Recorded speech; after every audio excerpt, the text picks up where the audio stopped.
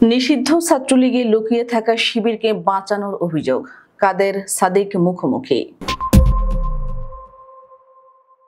ঢাকা বিশ্ববিদ্যালয় কেন্দ্রিক ছাত্র রাজনীতিতে নতুন করে উত্তেজনার সৃষ্টি হয়েছে নিষিদ্ধ ছাত্রলীগে লুকিয়ে থাকা ইসলামী ছাত্র শিবির কর্মীদের নিয়ে।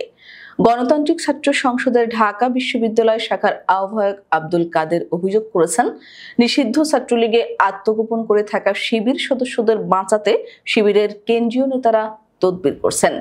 এই অভিযোগের জবাবে শিবিরের কেন্দ্রীয় প্রকাশনা সম্পাদক সাদিক কায়েম দাবি করেছেন, অভিযোগটি সম্পূর্ণ মিথ্যা এবং উদ্দেশ্যপ্রণোদিত। আব্দুল কাদেরের অভিযোগ অনুযায়ী নিষিদ্ধ ছাত্রলীগে লুকিয়ে থাকা শিবির কর্মীরা নিজেদের অবস্থান নিশ্চিত করতে ছাত্রলীগের উগ্র সংস্কৃতি চর্চা করতেন। এমনকি তারা গেস্ট রুম, নির্যাতন, ছাত্রদের জোর করে মিছিল মিটিংয়ে নেওয়া ও নিপীড়নের মতো কাজে সক্রিয়ভাবে অংশ নিতেন। কাদের দাবি করেন, এসব কর্মকাণ্ডে জড়িত কয়েকজনের নাম মামলার তালিকা থেকে বাদ দিতে তদবির করেছেন সাদিক কায়েম। উদাহরণ হিসেবে কাদের উল্লেখ করেন ৭১ হলের ছাত্র হাসান সাইদি, মুহসিন হলের শাহাদাত হোসেন ও জহুরুল হক হলের হাসানুল বান্নার নাম।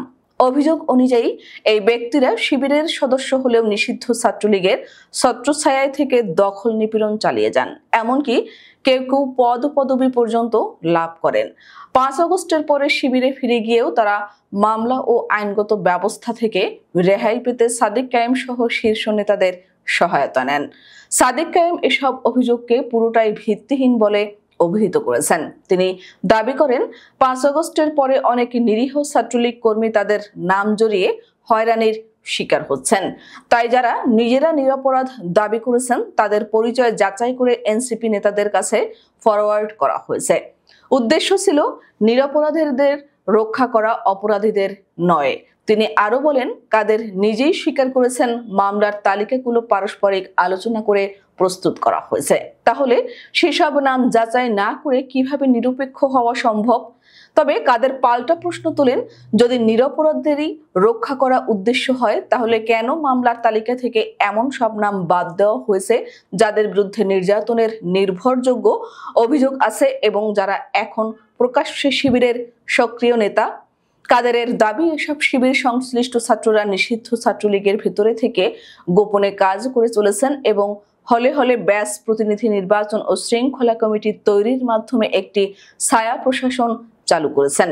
এদের কেউ কেউ নিষিদ্ধ ছাত্রলীগের নাম ব্যবহার করে দাপট দেখিয়ে আবার শিবিরে ফিরে গিয়ে সংগঠনের আদর্শ প্রচার করছেন। এই ঘটনায় ছাত্র সমাজে আলোড়ন সৃষ্টি হয়েছে। অনেকে বলছেন, শিবির ছাত্রলীগ দ্বৈরথের মধ্যে ক্ষমতার লোভ ও রাজনৈতিক সুবিধা অর্জনের কৌশলই মূলত মুখ্য। কেউ কেউ কাদেরের অভিযোগকে শিবির বিরোধী প্রচারণা বলেও দেখছেন।